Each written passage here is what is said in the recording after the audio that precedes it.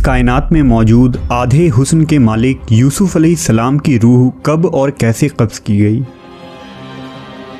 यूसुफ अलैहिस्सलाम की वफ़ात के बाद मिस्री और इसराइलियों के दरमियान किस बात पर इख्तिलाफ हो गया। आप अलैहिस्सलाम की कब्र मुबारक दुनिया के सबसे बड़े दरिया के नीचे क्यों दफन किया गया और यहूदी आज उस ताबूत की खोज में क्यों लगे हैं।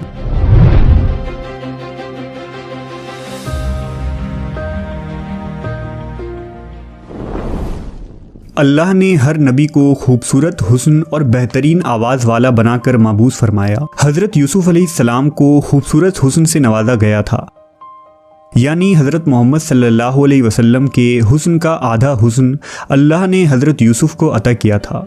यूसुफ अलैहिस्सलाम का किस्सा कुरान मजीद में मौजूद सबसे तवील किस्सा है कि किस तरह सौतेले भाइयों ने आपको हसद के बिना पर कुएं में फेंक दिया, आपको मिस्र के बाज़ार में बतौर ग़ुलाम बेच दिया गया और अजीज़ मिस्र की बीवी ने आपको जेल में कैद करवा दिया। लेकिन इन तमाम मसाइब व मुश्किलात और आजमाइशों के बावजूद हज़रत यूसुफ एक दिन मिस्र के ताकतवर हुक्मरान के ओहदे तक पहुंच गए। जब यूसुफ अलैहिस्सलाम अजीज़ मिस्र के ओहदे पर फायज हुए तो एक लंबे मुद्दत के बाद अल्लाह ने हज़रत यूसुफ को अपने वालिद और ख़ानदान से मिलाने का फ़ैसला किया। लिहाजा हज़रत याकूब अपने अहल खाना के साथ मिस्र आए और 40 सालों बाद बाप बेटे आमने सामने हुए। दोनों का दिल तड़प उठा और दोनों देर तक एक दूसरे से गले लगकर खूब रोते रहे। रिवायतों के मुताबिक हज़रत यूसुफ के पूरे ख़ानदान यानी बनी इसराइल, आपके 11 भाई, उनकी अहलियाँ, बच्चे और हज़रत याकूब के पोते पोतियाँ सब ने मिस्र में आकर सुकूनत इख्तियार कर ली और मिस्र के बादशाह ने बनी इसराइल को ज़मीन का एक टुकड़ा अता किया जहाँ उन्हें आबाद होने की इजाज़त मिली। आहिस्ता आहिस्ता मिस्र में बनी इसराइल बहुत ताकतवर हो गए। हुकूमती ओहदों से लेकर तिजारत और सियासत में भी इसराइलियों ने हिस्सा लेना शुरू कर दिया। जब हज़रत यूसुफ अलैहिस्सलाम की उम्र 100 बरस हुई और हज़रत याकूब 147 बरस के हुए तो अल्लाह का हुक्म हुआ कि हज़रत याकूब की रूह कब्ज़ कर लिया जाए। लिहाजा मलकुल मौत ने हज़रत याकूब की रूह कब्ज़ कर ली। जब अपने वालिद की वफ़ात की खबर हज़रत यूसुफ को मिली तो अपने सर से ताज उतार कर फेंक दिया और उनके बदन पर जो रेशमी लिबास था उसे पारा पारा कर दिया और बेचैनी के आलम में दौड़ते हुए अपने वालिद के जनाजे पर पहुँचे। यूसुफ अलैहिस्सलाम बाप के जनाजे को देखकर बेतहाशा रोने लगे और रोते हुए आसमान की तरफ देखा। यकायक आसमान के दरवाजे खुल गए और अंबिया की रूहें और फरिश्ते हज़रत याकूब के जनाजे की तरफ आए। उन्होंने हज़रत याकूब के जनाजे को नूर से गुस्ल दिया और उन्हें बैतुल मुक़द्दस में दफन किया।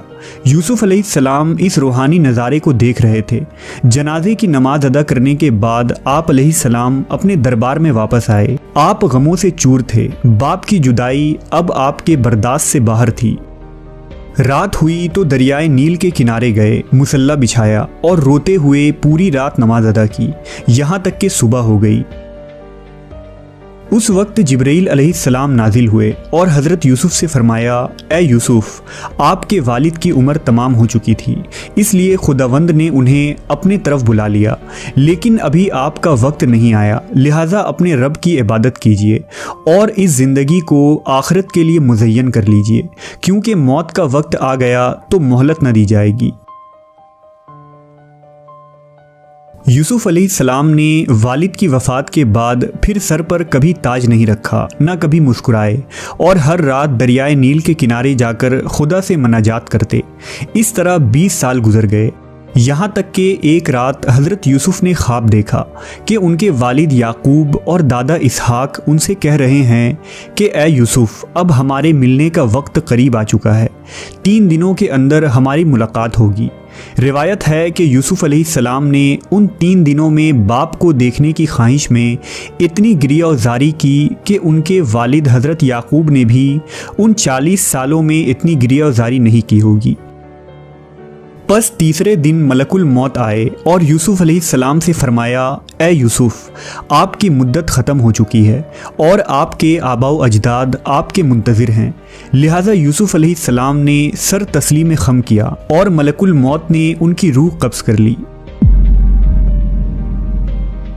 जब यूसुफ अलैहिस्सलाम की रूह जिस्म से जुदा हो रही थी तो भाइयों ने गिरियाज़ारी करना शुरू कर दिया। बनी इसराइल में वावेला मच गया।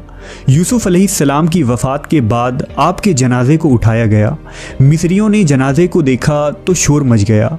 हर जानिब से आहो फुगा की आवाज़ें बुलंद होने लगी। अब मिस्रियों का हर कबीला और ग्रोह ये चाहता था कि यूसुफ अलैहिस्सलाम को उनके इलाके और ज़मीन में दफनाया जाए ताकि उनकी बस्ती में खैर व बरकत हो।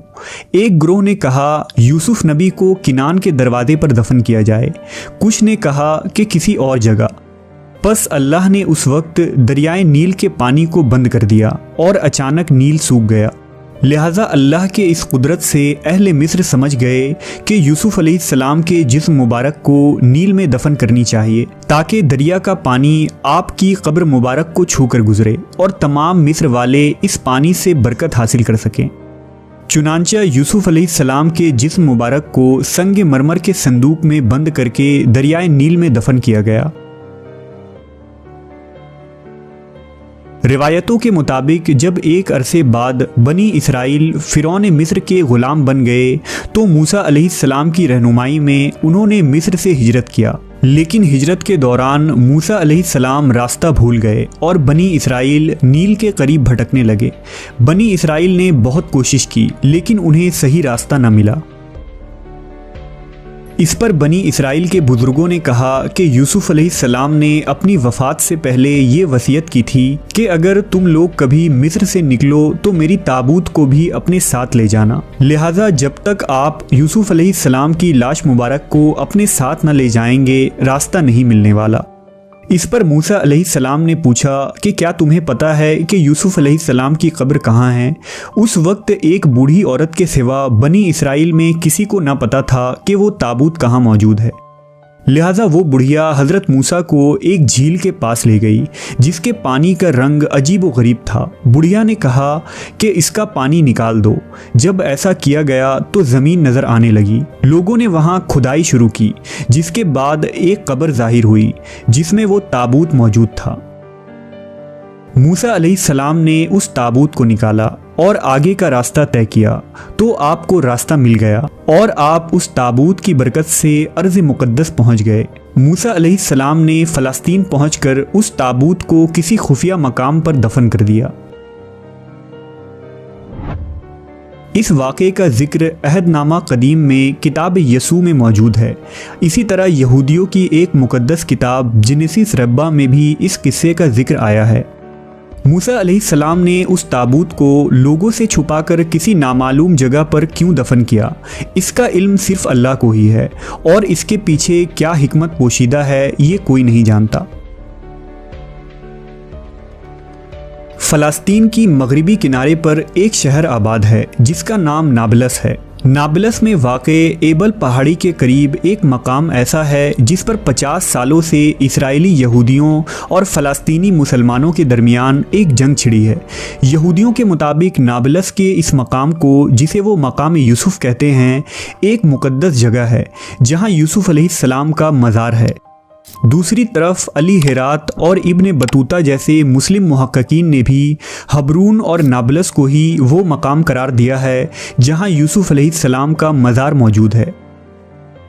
1967 की अरब इसराइल जंग के बाद यहूदियों ने इस जगह कब्ज़ा कर लिया था जिसके बाद ये मकाम इसराइल के कब्ज़े में चला गया। साल 1990 में इस मकाम को यहूदियों ने एक आर्मी बेस में तब्दील कर दिया और उसे यहूदी रब्बियों की निगरानी में छोड़ दिया गया। यहूदियों के लिए ये मकाम इतनी अहम और मुक़द्दस क्यों है? नेज़ यूसुफ अलैहिस्सलाम के उस ताबूत में ऐसी कौन सी पुरइसरारियत मौजूद है? ये आज भी एक राज है।